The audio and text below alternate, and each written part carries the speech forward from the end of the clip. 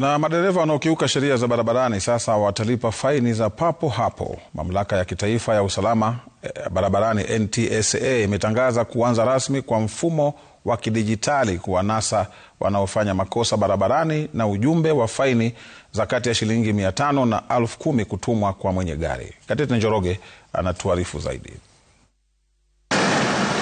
Barabara ya Southern Bypass Nairobi, madereva wako mbioni kwa shughuli mbalimbali za kujenga taifa. Ila kwa sasa itawalazimu kupunguza mwendo, kwani NTSA wametoa macho kukabiliana na madereva wakaidi. Kupitia ilani hii kwa umma, NTSA imesema imeanzisha mfumo wa faini papo hapo, ikianza na kamera zinazonasa makosa ya kuendesha magari kwa kasi mno.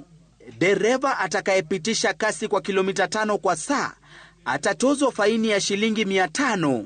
Dereva atakayepitisha kasi kwa zaidi ya kilomita 6 hadi 10 kwa saa atalipa shilingi 3,000. Yule atapitisha kwa kati ya kilomita 11 hadi 15 kwa saa atalipa shilingi 6,000, huku yule atapitisha kwa kati ya kilomita 16 hadi 20 kwa saa atalipa shilingi 10,000. Ole wako wewe utakayepitisha kwa zaidi ya kilomita 21 na kuendelea, utapelekwa moja kwa moja mahakamani na hata leseni yako kupigwa marufuku kwa muda. Kulingana na NTSA, inapaswa dereva aliyekosa alipe faini chini ya siku 7, la sivyo faini iongezeke riba.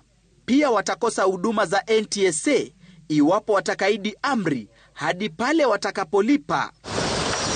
Kutekelezwa kwa mfumo huu kunajiri siku chache baada ya Rais William Ruto kuagiza Wizara ya Uchukuzi kuhakikisha mfumo huu unatekelezwa kama njia mojawapo ya kuhakikisha usalama barabarani. Barabara zilizowekwa kamera ni zile za Southern Bypass, Northern Bypass, Expressway, barabara kuu ya Thika.